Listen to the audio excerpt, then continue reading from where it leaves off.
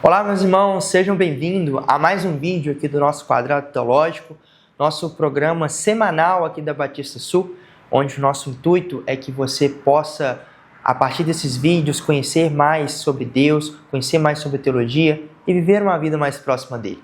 Eu já te convido, se você ainda não é inscrito no nosso canal, que você possa se inscrever, deixe também a sua curtida, ative os sininhos para que você possa receber as notificações dos nossos próximos vídeos e também compartilhe esse vídeo se ele fizer sentido para você, com seus amigos, com seus familiares. Espalhe a palavra de Deus para que mais pessoas possam ser abençoadas com nossos vídeos. Amém? Hoje eu quero tratar de um assunto muito importante e muitas vezes delicado e tenso para algumas pessoas. Como tomar decisões sábias? Como saber a vontade de Deus para nós? É um tema que mexe com o coração de adolescentes, de jovens que estão em momentos de decisões, mas também adultos, onde querem saber como trocar de casa, se eu devo ou não trocar de trabalho, qual é o momento certo de ter filhos, qual é o momento certo de fazer uma mudança em nossa vida. Assuntos como esse sempre trazem aflição ao nosso coração. E o meu intuito nesse vídeo é que você possa entender mais a como buscar essa vontade de Deus. Antes de começarmos no tema em si, queria que você abrisse comigo lá em Efésios 5, versículo 17. Olha o que diz a palavra do Senhor. Por essa razão, não sejam insensatos, mas procurem compreender qual é a vontade do Senhor. Esse texto nos chama a buscar a vontade de Deus, a conhecermos a vontade do Senhor para nós. Mas nós devemos fazer uma pergunta primeiramente. Qual é essa vontade de Deus? Isso é muito importante, porque na Bíblia nós temos ao menos duas definições dessa vontade de Deus. Primeira, a vontade preceptiva. E a segunda, a vontade decretiva ou vontade oculta. Quero tratar um pouquinho sobre essas duas com vocês. Primeiramente, a vontade preceptiva. A vontade preceptiva de Deus são os decretos, os mandamentos de Deus. Então, tudo aquilo, quando nós lermos a nossa Bíblia, que Deus está nos ordenando a fazer algo. Como, por exemplo, os 10 mandamentos, viver uma vida de santidade, viver uma vida de gratidão a Deus, viver uma vida que honre, que glorifique ao Senhor, em vários aspectos da nossa vida. Essa é a vontade preceptiva de Deus para nós. Não há opção. Deus não nos dá a opção, nós podemos ou não amar o nosso próximo. Não, é um mandamento, um decreto. Devemos amar o nosso próximo como a nós mesmos. Essa vontade, porém, depende da nossa ação. Nós, como pecadores, muitas vezes quebramos os mandamentos, não seguimos aquilo que Deus nos ordena. Nós vamos contra essa vontade do Senhor. Mas o mandamento para nós é que nós a cumprimos. A outra vontade é a vontade decretiva ou vontade oculta de Deus. Essa vontade nós não temos papel algum nele. Deus promete e a cumpre na hora dele, no tempo dele, mas ele irá cumprir porque ele é Deus. Essa vontade nos lembra da onisciência, nos lembra da soberania de Deus acima de todas as coisas. Pense, por exemplo, no plano da nossa salvação. Deus havia decretado aos profetas no Antigo Testamento que ele iria enviar o servo sofredor, como diz lá em Isaías, para morrer em nosso lugar. E ele cumpre isso em Jesus Cristo. Não há papel, não há ação humana em nenhum momento. Deus decreta e ele cumpre a vontade de Deus. Essa vontade, muitas vezes, é oculta para nós. Leia comigo, por exemplo, lá em Deuteronômio 29, versículo 29 também, que diz assim o texto: as coisas encobertas pertencem ao Senhor nosso Deus, porém as reveladas nos pertencem, a nós e a nossos filhos, para sempre, para que cumpramos todas as palavras dessa lei. Perceba como esse texto faz uma clara distinção. As coisas encobertas pertencem ao Senhor nosso Deus, porém as reveladas, ou seja, a lei, os mandamentos, são pertencentes a nós e a nossos filhos, para que cumpramos elas. Um exemplo claro que nós temos na Escritura é a história de Jonas. Jonas recebe a vontade preceptiva de Deus, onde Deus ordena: vá e pregue a Nínive. Porém, Jonas, como nós, é pecador, desobedece a Deus e foge, vai para o outro lado. Deus traz castigo a Jonas, faz ele voltar atrás e se pregar ali a palavra de Deus a Nínive. Porém, não é revelado em nenhum momento da Escritura que Jonas sabia qual era a vontade de Deus a ele pregar ali em Nínive. A vontade de Deus o tempo todo é que aquela nação se arrependesse dos seus pecados e voltasse seu coração a Deus, que houvesse arrependimento. O que Jonas esperava é que aquela cidade recebesse juízo.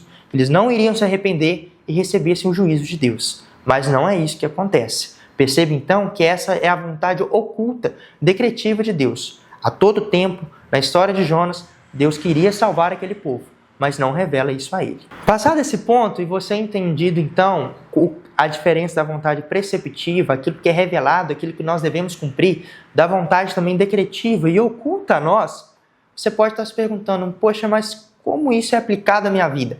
Como isso faz sentido às decisões que eu quero tomar hoje? As decisões práticas, seja uma mudança de emprego, seja uma mudança de cidade, seja talvez com quem namorar, qual o momento certo de casar. Essas decisões também são muito importantes e temos alguns passo a passo que nos ajudam a tomar essa decisão. Antes de passar para alguns conselhos práticos, queria que você lesse comigo lá no Salmo 139, versículo 16, que diz assim: os teus olhos viram a minha substância, ainda informe, e no teu livro foram escritos todos os meus dias, cada um deles escrito e determinado, quando nem um deles existia. Perceba o tamanho de amor de Deus por nós, que soberanamente decreta, estabelece todos os dias da nossa vida, antes mesmo de sermos formados. Mas essa vontade de Deus, ela não é revelada individualmente para nós na Escritura. Em nenhum momento a Escritura nos revela qual cidade devemos morar, ou qual é o tempo certo de trocar de emprego, ou trocar de apartamento, de casa. Questões práticas da nossa vida não é revelado na Escritura.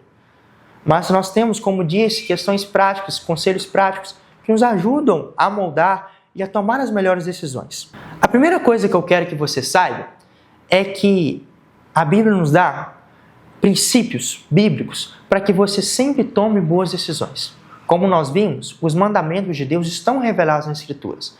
Então a Bíblia nos revela tudo o que é necessário para que você viva uma vida mais perto de Deus. E assim, você é capacitado para tomar as escolhas mais sábias e corretas no seu dia a dia.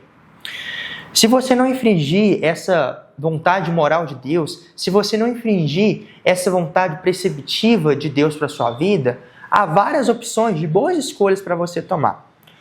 Mas te dando alguns conselhos práticos e que você pode usar no seu dia a dia, nesses momentos de decisões, a primeira coisa que você pode fazer para tomar uma boa escolha é orar. Faça isso em sua casa. Se você está nesse momento onde você se vê perdido, onde você vê e não sabendo e esperando uma revelação extraordinária de Deus, ore. Confie em Deus, nesse Deus soberano que tem decretado todos os seus dias. Deus sim pode te revelar de forma sobrenatural e extraordinária qual é a vontade de Deus para você, qual a melhor escolha. A gente vê muito esses relatos, principalmente no campo missionário ou talvez na ordenação de pastores. Nós temos relatos de pessoas que receberam realmente uma visão extraordinária para qual lugar, para qual país ir e pregar o evangelho, ou que Deus chamando ele, levantando ele para ser um grande missionário. Da mesma forma, para o ministério pastoral, nós temos homens de Deus levantados para o ministério que tiveram essa revelação de forma extraordinária de Deus. Mas, como a própria palavra diz, isso é o extraordinário e não o ordinário. Então, nós como cristãos maduros, sábios, não devemos ficar inertes e esperando que um anjo desça do céu e revele a sua vontade para nós. Nós devemos ler a Escritura, orar, buscar a Deus, porque eu tenho certeza que Ele irá te direcionar para que você tome a melhor escolha. E após você ter esse momento de oração e você orar pelo tempo que for necessário até você tomar essa escolha, outra coisa que você pode fazer muito importante é refletir sobre o tema. E algumas perguntas que a gente pode fazer que nos ajudam nesse momento. Por exemplo, você pode se perguntar se essa mudança, essa escolha, ela será útil para o reino de Deus. Será que eu irei glorificar a Deus realmente com essa mudança de emprego, ou com esse futuro namoro, ou com essa troca de cidade? Será que realmente isso vai fazer com que o reino de Deus cresça? Eu vou participar ainda mais da vontade de Deus para nós, que é pregar o evangelho, que é viver uma vida com Ele, a ser sal e luz do mundo? Será que isso vai realmente fazer com que o reino de Deus cresça ou que, pelo contrário, vai nos afastar ainda mais de cumprir aquilo que Ele havia nos ordenado? Segunda pergunta que você pode fazer é pessoalmente perguntar: será que essa mudança, será que essa escolha irá edificar a minha vida? Será que ela vai me fazer aproximar mais de Deus ou vai me afastar? Pense, por exemplo, em uma pessoa que quer trocar de emprego. mas só que esse emprego vai fazer com que ela trabalhe mais horas, que ela fique mais longe de casa. Qual que pode ser uma consequência disso? Que ela leia menos a Bíblia, que ela vá menos à igreja, que ela ore menos. Não que queremos ser legalista aqui, meus irmãos, pelo contrário, mas nós sabemos que nós devemos ter esses hábitos espirituais e a buscar mais a Deus, e que muitas vezes a rotina apertada nos impede de viver essa vida. Então você pode se perguntar, será que realmente essa troca de emprego para algo que vai me fazer me afastar mais de Deus é a melhor escolha? E por fim, será que essa decisão irá me levar a ser mais tentado de alguma forma? Será que essa decisão irá me levar a me tornar mais orgulhoso, mais vaidoso com o meu cargo, mais vaidoso de estar em uma casa nova, em uma cidade grande? Será que isso não vai me fazer ser mais tentado, irado no trânsito, porque vou ter que andar mais de carro por um tempo até chegar no meu trabalho, que é longe da minha casa? São perguntas que você deve direcionar ao seu caso, ao seu dia a dia. Depois de passar por esse momento de reflexão, você pode também buscar aconselhamento. Busque conselhos de cristãos mais maduros que você, pessoas que já passaram por esse momento de decisão. Busque conselho, busque palavras de sabedoria dos mais sábios, para que você possa ser ainda mais orientado. Talvez a partir desses conselhos você perceba se essa realmente é a melhor escolha ou se realmente não é a melhor coisa a se fazer nesse momento. Por fim, depois de passar então por esse tempo de oração, por esse tempo de reflexão, buscar um aconselhamento, você espera, para que você tenha certeza no seu coração dessa mudança. Não tome decisões que ainda você esteja com dúvida e esteja inseguro. Peça a Deus para que traga segurança ao seu coração, se essa é a tua vontade. E se não for a vontade de Deus, eu tenho certeza que Ele irá direcionar para que situações da sua vida lhe mostrem com clareza que não é a vontade de Deus que você faça isso. Oração, reflexão, aconselhamento e espera. São conselhos práticos que você pode fazer no seu dia a dia, nos momentos de dificuldade, para que você possa tomar a melhor decisão. Mas, de forma completa e geral, eu quero te orientar a algo que é muito mais importante que isso. Trocar de casa, de apartamento, de carro, começar um namoro, mudar de cidade, são decisões extremamente importantes na nossa vida. Mas mais do que isso, nós devemos ter uma vida com Deus. Quando nós buscamos mais o Senhor, quando nós confiamos e somos dependentes do Espírito Santo, nós podemos confiar que todas as coisas cooperam para o bem daqueles que amam a Deus. Se você buscar viver uma vida mais íntima com Deus, uma vida de mais proximidade com o Senhor, eu tenho certeza que você terá certeza e firmeza em suas decisões. Porque mesmo que as coisas fujam daquilo que a gente espera, ou fujam daquilo que você imaginava que iria acontecer, você sabe que Deus ainda continua soberano sobre sua vida. À medida que somos guiados pelo Espírito Santo, há uma compreensão mais plena dele, nós temos a mente de Cristo. E assim nós vamos experimentar o que a Escritura chama de verdadeiramente descobrir a vontade de Deus. Eu espero que esse vídeo tenha falado ao seu coração. Espero que a partir dele você possa compreender mais qual é a vontade do Senhor e viver uma vida mais perto dele, confiando nesse Deus de amor, de graça, soberano Deus a qual nós servimos. Que Deus te abençoe. Eu espero que você compartilhe também esse vídeo com outras pessoas, que possa fazer sentido para eles também.